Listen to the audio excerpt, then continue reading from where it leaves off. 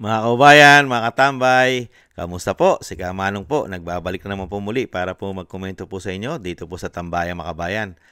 Samahan niyo po inyong lingkod, magkomentuhan po tayo. Magandang umaga po muna, tanghali, hapon sa inyong lahat at madaling araw po mga tambay. Umpisa na po natin. Ito po, komentuhan po natin ito pong pahayag ni Atty. Topacio. Tama po ito mga tambay, tama. 100% po tama. Dahil po mukha yatang may pinoprotektahan po yata ang Blue Ribbon Committee Chairman. Bakit po ititigil o bakit ipinupuspon o ititigil na ba tuluyan ang mga hearing po sa Blue Ribbon Committee Chairman, Blue Ribbon Committee? Bakit kaya? Dahil po sa sinasabi po ni Gutesa at ng marami pang susunod, mga kabayan, dahil po ang itinutumbok na po ng investigasyon ay papunta na po sa malalaking ulo o malalaking ulo ng buhaya o malalaking ulo ng isda, mga kabayan. Pakinggan po natin si Atty. Topacio, mga kabayan, at pinagtatawanan po sila. Pakinggan po natin.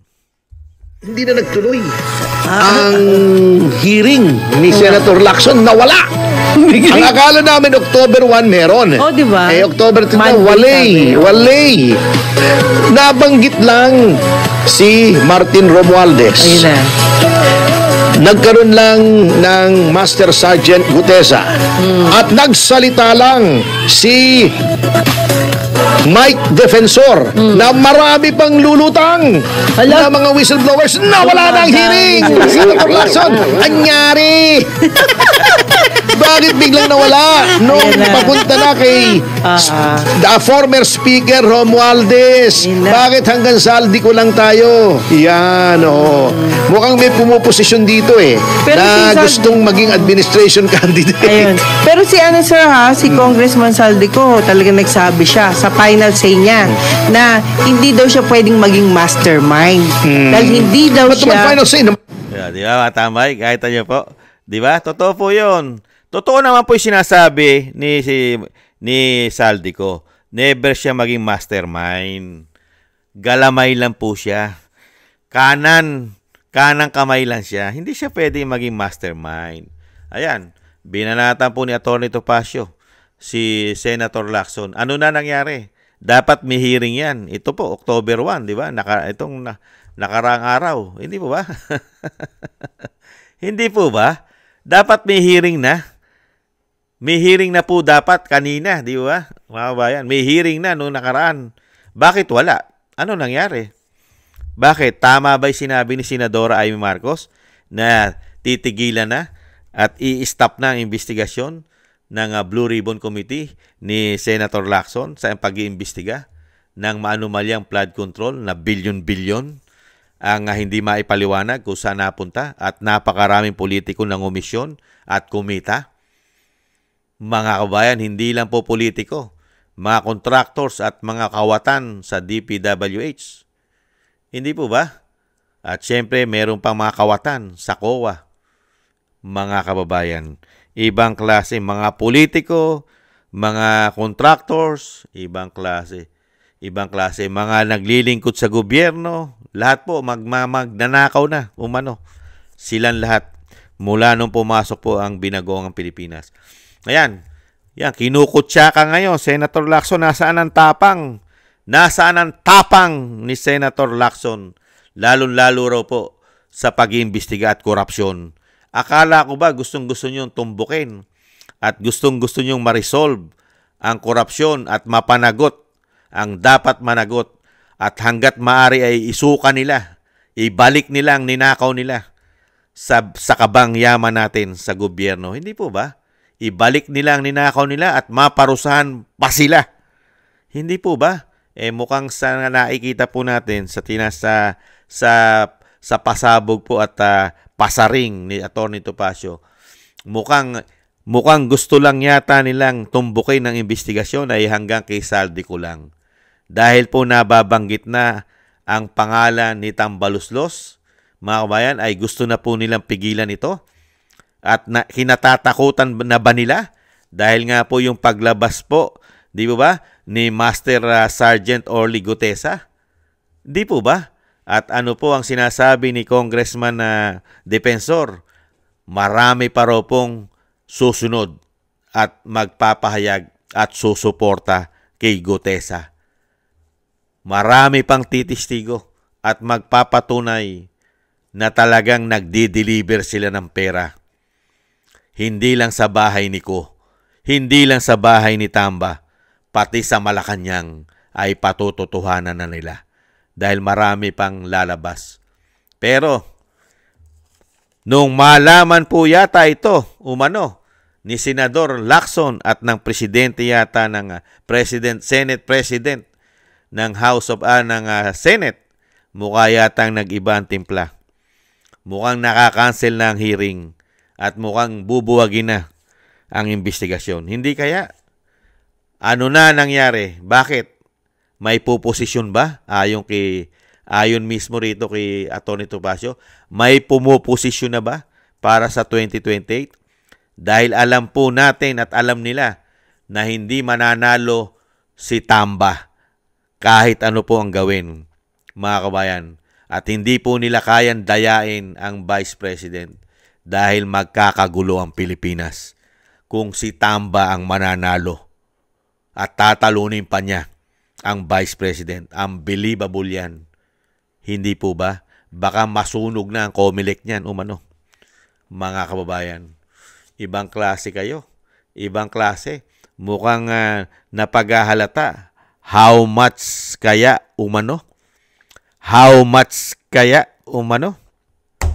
Gamit na gamit po talaga yata ang pera ng taong bayan sa mga politiko na ito para po pagtakpan ang napakalalaking anomalya, korupsyon na pinaggagawa nila. Dito lang yata napupunta para pagtakpan. Lahat ay mabahagian ng hindi po magsalita. At kung magsasalita ka at mararamdaman nila na ilalaglag mo na sila, palalayasin ka na ng bansa katulad ni Saldico na nagbubuhay hari na sa ibang bansa. Hindi po ba? Pero sa kabila nun ay nagsasalita pa rin si Saldico na hindi siya ang mastermind. Sino kaya ang mastermind? Yung nasa Malacanang o yung dating speaker? Nagtatanong lang si Kamanong. Ganyan po, makatindi. Pero pagdating naman po sa mga men in uniform, wala po silang nakikitang malalaking korupsyon na naghihirap ang ating bansa, naghihirap ang mga Pilipino, at magbabayad pa ng isang damukal na inutang nila ang mga Pilipino na silang nakinabang nito. Pero pagdating sa mga men in uniform generals natin, wala po silang nakikitang korupsyon. Buti pa si Master Sergeant ng Marine na si Gutesa ay nakakita po at umamin na talagang talamak ang korupsyon at ang pera ng taong bayan ay ginagawang basura. Basura lang po ang tawag nila sa pera natin, sa ating buwis. Unbelievable. Nakita niyo po, nakakahiya. Nakakahiya rin po nangyayari sa ating mga men in uniform. Nagagamit po ng mga politiko. Biriin niyo po, isang Marine, isang Master Sergeant, si Marine, nagagamit po nila para po sa pagnanakaw nila. Yung mga ninanakaw nila, ang nagdadala pa sa kanila ay mga Marine, mga militar, mga pulis. Nakita niyo po. Grabe, no? Grabe ang ginagawa ng mga politiko. Yung pagnanakaw nila, ang ginagamit pa nila. Ang kakonsyaba pa nila ay mga men in uniform. Diba? Buti na lang nakonsensya. Buti na lang nakonsensya si Master Sergeant Orly Gutesa na ipasabugin niya yung ginagawa na mahigit 3 taon na korupsyon ng mga demonyong ito sa ating bansa. Ibang klase. Yan, tingnan po natin. Kinakalampag po ngayon, mga tambay, at kinakalampag din po ni Atty. Topacio, ito pong si Senator Lacson. Ano na? Itutuloy mo ba? Napaaganda ng mga susunod na hearing. Hindi lang si Gutesa ang magsasalita.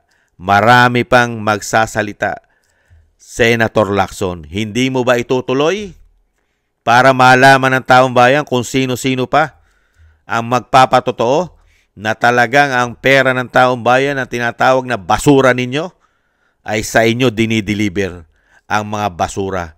Kaya nga po nagtatanong tayo ang tawag po nila sa pera natin ay basura at yung basura ay dinideliver din sa mga demonyong basura na politiko sa ating bansa. Hindi kaya, mga kababayan? Maraming salamat po mga kababayan. Talagang ganun po. Halatado po sila mga tambay na hindi po sila nagtatakipan. At syempre, talagang iniiwas po nila hanggat maaari na sila po ay masangkot. Hindi po ba? Dahil po sa pakinabang, pera, kapangyarihan. Mga kababayan. Thank you po sa nagusto po natin tambayan mga kababayan sa YouTube at TikTok. At ganoon din po sa mga nagko-comment, like, share, and subscribe. Sa mga subscribers po natin, thank you po. Sa mga nagbibigay po ng tulong at biyaya, maraming salamat din po sa inyo lahat. Thank you po. At yung dasal at panalangin po natin mga kababayan, sama po natin sa ating mga dasal at panalangin ang pamilya Duterte, ang ating Vice President, ang dating Pangulo na madugtungan pa po ang kanyang buhay at kalakasan at makabalik na po sa lalong mabilis sa ating bansa. Thank you po sa mga dasal po mga kababayan. At ganoon din po, tayo po ay magdasal at manalangin nang tayo po ay maingatan at ang ating buong sambayanan. At muli po mga tambay, sa ulitin po, ingat-ingat po tayo. Bye-bye!